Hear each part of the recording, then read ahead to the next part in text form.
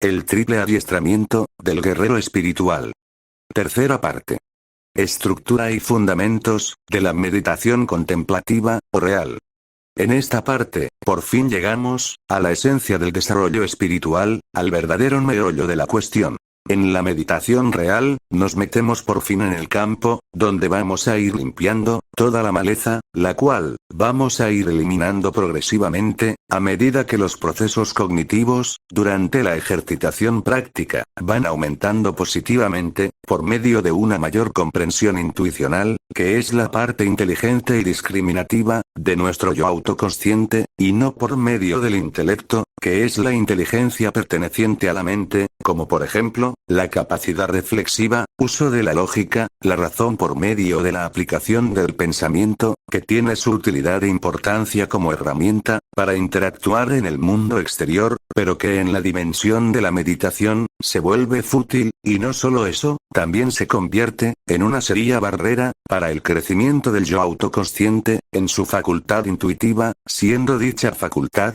capaz de reordenar toda la psique, en una etapa avanzada de desarrollo, permitiendo un ambiente interior, liberado del caos generado, por una mente desbocada e incontrolada, que opera desde sus aspectos menos luminosos, donde la automecanicidad reactiva, y la falta de control emocional y racional, son la norma. Como íbamos diciendo al principio, en la meditación, nos adentramos en nuestro campo interior, para limpiar las malas hierbas, no vamos a entrar con las herramientas convencionales, tenemos que limpiarlas con fuego, el fuego de la consciencia, que no es ni más ni menos, que el fuego de la autoobservación contemplativa, que es la facultad de observar los procesos mentales, sin asociarse con estos, mediante la inercia, de la identificación atencional, y para ello, hay que aprender a desarrollar, la habilidad reina, del yo autoconsciente, que es la capacidad, de atestiguar los contenidos mentales de toda índole, que recordemos que pueden ser, racionales, irracionales, abstractos, emocionales, sentimentales, dichos contenidos, también manifiestan, estados anímicos y proyecciones mentales de diversos tipos, en definitiva, toda manifestación mental, que pretende adoptar una forma, en el yo autoconsciente, con el fin de sacar a éste, de su estado verdaderamente original, el cual, está constituido, de una condición sin forma, un estado de vacío, pero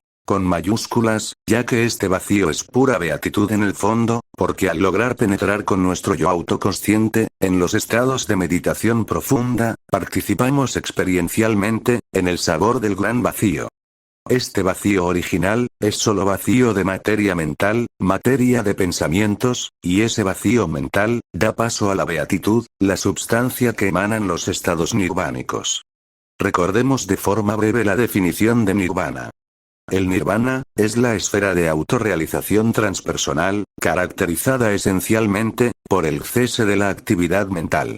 Ese cese, da paso a la actividad de la dicha, que es la que produce las sensaciones de paz interna, mediante la cual, vamos logrando progresivamente la homeostasis integral psicofísica, con la familiarización a través de la práctica, en dichos estados de no mente, donde hallamos el diamante en bruto, el santo grial, del deseo innato de felicidad interior. El campo donde nos adentramos a limpiar la maleza, no es un campo común, es un auténtico campo de batalla, pues allí es donde el guerrero espiritual, tiene que ir bien armado con el escudo de todos los principios éticos y morales universales, la espada afilada con la piedra de la concentración, y la armadura hecha del acero de la lucidez atencional, que confiere el estado de alerta genuino, con el fin de generar, dentro de uno mismo, a través de la meditación real o contemplativa, el fuego de la consciencia, con el que luchar, frente a frente, con el rival más difícil que es la mente. Recordemos el sutra que dice así: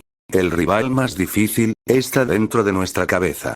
El objetivo de esta guerra, es disolver al tulpa o espectro, que la mente ha creado dentro de nosotros, suplantando a nuestro verdadero ser, el alma de luz y beatitud, que subyace a este tinglado conceptualizado como ego. Recordemos que el ego, es una estructura holográfica, hecha de proyecciones oníricas y pensamientos con sus derivados, que conforman la persona con la cual nos identificamos erróneamente, y persona significa máscara, la cual hay que aprender a quitarse, para conocernos a nosotros mismos de una forma integral, ante lo cual, es cuando surge la dicha interior. A continuación, siguiendo con la analogía del campo de batalla, vamos a ver seguidamente, la estrategia de guerra, para hacer frente al lado oscuro de la mente, que es el equivalente al esquema de instrucciones funcionales, para ejercitar la meditación contemplativa.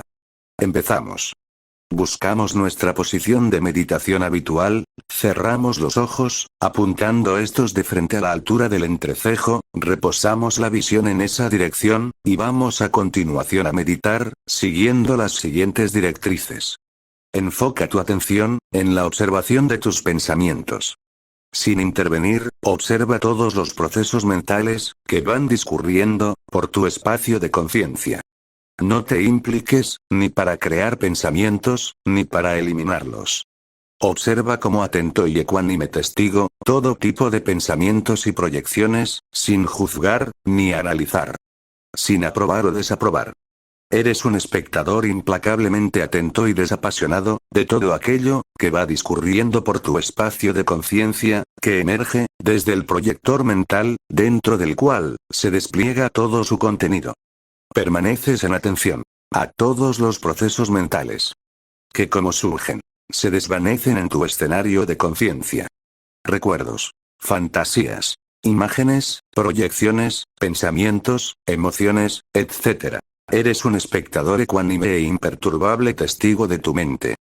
Eres pura contemplación. Y si de pronto te das cuenta que algún tipo de pensamiento ha despistado tu atención, siguiendo su curso, vuelve, una y otra vez, al punto central de observación, atestiguando cómo tus pensamientos, como vienen, se van, mientras tú, como testigo, permaneces. El tiempo de las sesiones de meditación van a ir en función de la disponibilidad y la capacidad de cada practicante, pudiéndose alternar con ratos de meditaciones concentrativas. La clave de la meditación está en la regularidad y la constancia, con ello, la semilla de la cognición intuitiva tiene más posibilidades de dar su fruto, el cual nos va a ir nutriendo el cuerpo, de serenidad progresiva, y una purificación igualmente gradual, de los aspectos o zonas oscuras de la herramienta mental, produciendo poco a poco, ese adiestramiento tan complejo y deseado, para el beneficio propio y ajeno. El fundamento esencial de la meditación contemplativa o real, es la capacidad del yo autoconsciente, de no intervenir o no reaccionar, en forma de apego o aversión, ante la manifestación de los pensamientos, que se mantienen emergentes, en nuestro campo de atención. Con ello, ocurre un hecho insólito, y es el siguiente. Los pensamientos se disuelven, cuando se atestiguan, y no reaccionamos ante ellos, es decir, no les prestamos ninguna atención, y los dejamos fluir a sus anchas, y que sigan su beneplácito. Hay autores, que lo llaman la habilidad de la rendición. Lo cierto es que hay varios conceptos que apuntan hacia la expresión de esta habilidad de nuestro yo autoconsciente, como por ejemplo, desidentificación, diferenciación, santa indiferencia ante los procesos mentales, y el resultado de todo esto, yo lo denomino particularmente, el fenómeno de la reabsorción, de naturaleza mecánica y autónoma cuántica del pensamiento, que cuando no les ofrecemos nuestra identificación atencional, atestiguando la manifestación de un conjunto de procesos de pensamiento, se crea una distancia, con respecto al yo autoconsciente, y la carga que traen consigo los pensamientos, se reabsorben en sí mismos, e inician un proceso de autodisolución autónoma, en el mismo vacío del cual han surgido, es decir, de nuestra conciencia, cuya esencialidad es la cualidad del vacío en mayúsculas, nada que ver con el vacío que produce el lado oscuro de la mente en un individuo, cuando tiene sentimientos de estar vacío, depresivo, o estados anímicos desfavorables. Sin embargo, en el gran vacío con mayúsculas, no quedan restos de sentimientos desfavorables, ni de estados anímicos negativos, ya que al no haber asociación con el continuo mental, solo queda el estado natural, original y genuino de la conciencia, hecha de beatitud. Todos los pensamientos que surgen, vienen con una determinada carga, positiva o negativa. Al manifestarse en la conciencia, el yo autoconsciente tiene la costumbre reactiva, de identificarse, asociarse y adherirse a dichos pensamientos, ante lo cual, este yo autoconsciente, recibe la descarga. Entonces, la meditación trata de cambiar todo esto, y manejar a voluntad la atención, revirtiendo este proceso reactivo, para mantenernos en la posición de testigo, que es la postura original de la conciencia, ganando con ello, un mayor autocontrol, y por ende, más paz interna. Además ganamos también, una maduración de los procesos cognitivos, esta vez de índole intuitivos, es decir, un aprendizaje directo, sin el intermediario del intelecto, acerca de la mecánica funcional del mecanismo mental, con lo cual, se va conociendo más de cerca, al rival que está dentro de la cabeza, y como reza el dicho, el conocimiento es poder, y con este, la doma de la gran tigresa mental, se hace más factible. Resumiendo.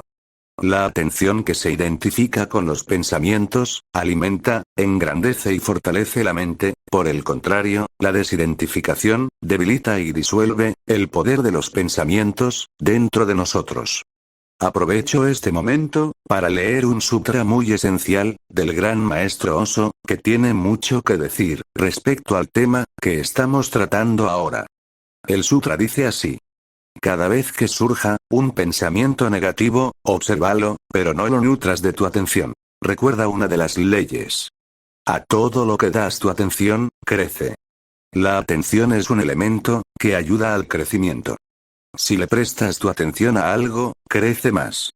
Ahora vamos a ver las dificultades en las que la mente nos va a poner. En el campo de batalla, tenemos que andar con mucha precaución. Hay dos trampas del ego, de las que tenemos que ser conscientes. La primera, es el arsenal oculto del contenido mental, conformado por el inconsciente individual, que son todo tipo de pensamientos, que han ido siendo reprimidos en el pasado, y que se manifestarán, en los momentos más inesperados, durante la práctica de meditación. Y la segunda, es evitar la negación y la disociación con la mente, ya que se trata de un adiestramiento, y el objetivo es reintegrar, y aceptar la herramienta mental, después del saneamiento de sus aspectos más oscuros. No es lo mismo desidentificarse, que generar una disociación o negación de la mente, al igual que sucede con los negacionistas del cuerpo. El objetivo es integrar, de la forma más elevada posible, todos los agregados físicos y mentales, a la conciencia que somos en esencia.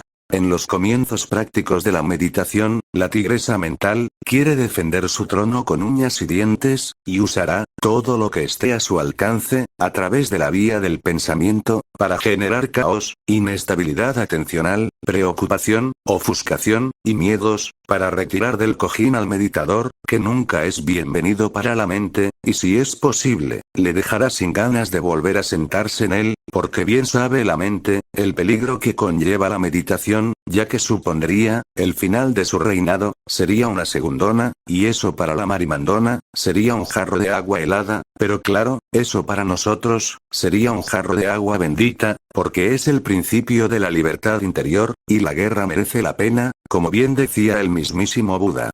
Prefiero morir en la batalla, que vivir derrotado viviendo esclavo de la mente, y tiene toda la razón. Al empezar a sentir presión y miedos, por medio de los pensamientos manifiestos en la meditación, es también señal del miedo oculto, dentro de la tigresa, y no debemos dejarnos intimidar por esos procesos mentales, que provienen de nuestro inconsciente individual, que vamos a conceptualizar, a partir de ahora, como la sombra.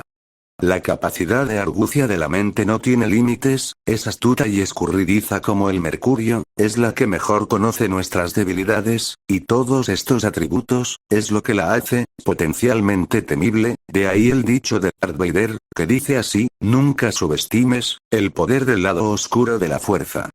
Aunque contamos con una habilidad que bien desarrollada y aplicada, burla cualquier ataque de la mente, además de que comienza a debilitarla, y es la que ya hemos mencionado, y que vuelvo a repetir, es la facultad del yo autoconsciente, de atestiguar todos los contenidos mentales, adoptando su forma original y verdadera, conceptualizada como el testigo puro, la cual está hecha del tejido de la conciencia o vacío en mayúsculas, de donde emana la dicha. Su condición, en cuanto a poder, está a siglos luz, del poder de las argucias de la mente.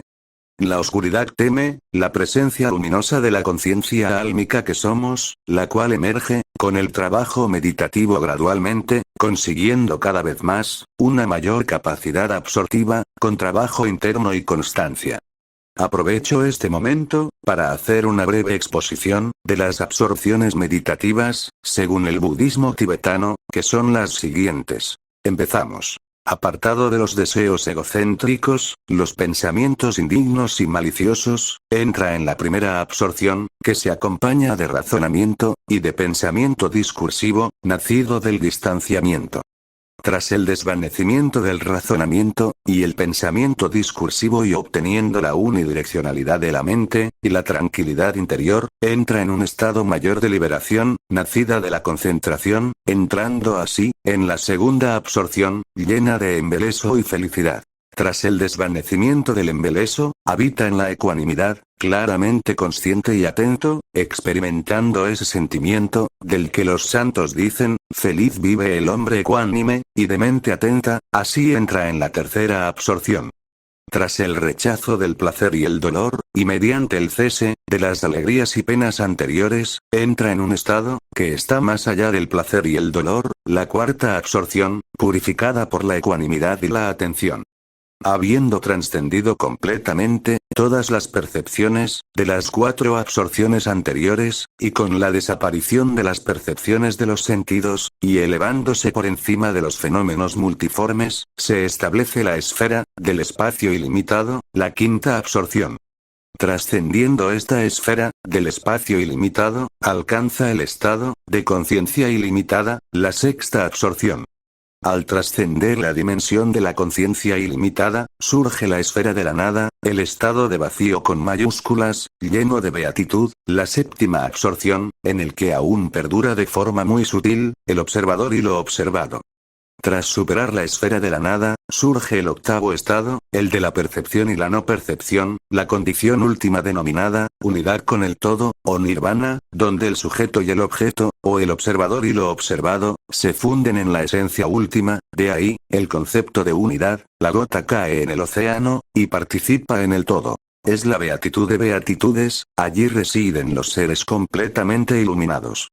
Aquí termina la exposición, de las 8 absorciones, según la disciplina budista. Y con esto terminamos, con el desarrollo del triple adiestramiento espiritual, que cuando se alcanza un buen dominio, y usando la analogía del guerrero, simboliza el blindaje extra del acero del escudo, el acero de la espada y el acero de la armadura del guerrero, convirtiendo a todo su conjunto, en la armadura de Dios, una armadura hecha a prueba de todo tipo de balas, disparadas por la mente.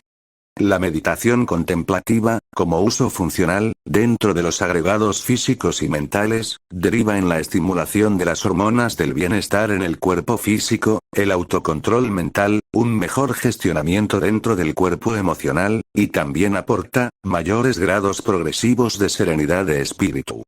Vamos a pasar ahora, a una exposición de textos analógicos, a la hora de comprender en profundidad, la naturaleza del pensamiento, y comparar también, los efectos del entrenamiento mental, mediante una analogía aclarativa.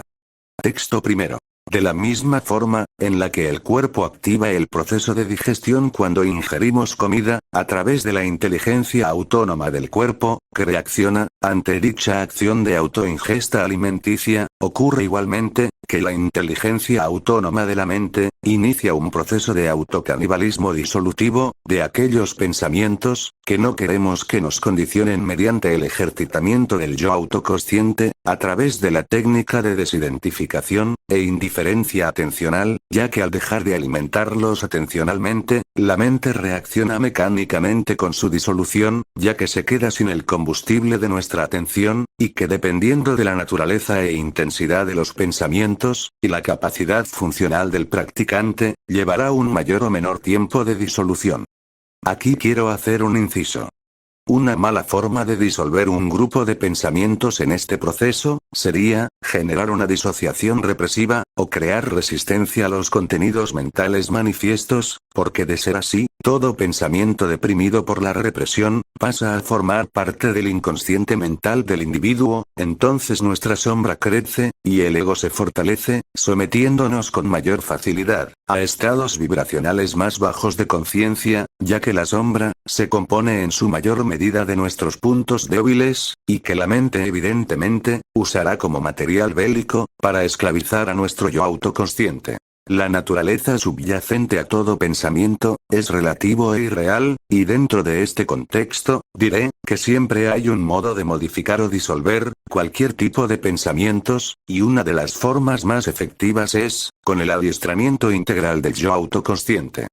Texto segundo. Al igual que sucede, en un entrenamiento muscular, dentro de la dimensión física, por ejemplo, del aumento de fuerza y masa muscular, que cuando entrenas con la metodología adecuada, se obtienen los resultados deseados, y cuando se obtienen en la medida que queremos, tenemos que hacer un mantenimiento, para no perder la forma de fuerza y resistencia obtenida, pues sucede igualmente, dentro de la dimensión espiritual, durante el proceso de adiestramiento, se aumenta la fuerza y la resistencia interior, entrenando con la metodología adecuada, que cuando llegamos a cumplir los objetivos propuestos, tenemos que hacer un mantenimiento, para no perder el nivel de fuerza y resistencia interior, y de la misma manera, que en una casa todos los días entra el polvo, tenemos igualmente que pasar todos los días, la mopa del autocontrol, para quitar el polvo de las impurezas mentales, y así, mantener un interior lozano y limpio. Fin, del apartado de los textos. Y para terminar, acabo con un sutra de la casa. Con la mente, puedes lograrlo todo, excepto la meditación, sin embargo, la mente, es la única barrera para que surja la meditación. Bueno, aquí termina este trabajo, en el que a lo largo del mismo, hemos visto a nivel teórico, toda una serie de tips con sus fundamentos, para que el interesado pueda escoger las herramientas, que considere precisas, de este manual integral, del triple adiestramiento espiritual, en su camino evolutivo del sendero universal del desarrollo espiritual. Me despido de ustedes, hasta próximos trabajos, un saludo. Bendiciones. Namaskar.